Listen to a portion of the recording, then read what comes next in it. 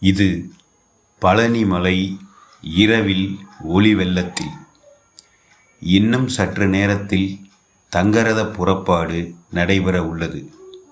நாள் முழுவதும் அன்னதான திட்டம் இங்கு செயல்படுத்தப்படுகிறது. முன்பெல்லாம் தைப்பூசம் பங்குனி உத்திர மாதத்தில் மட்டும் கோவிலில் கூட்டம் இருக்கும்.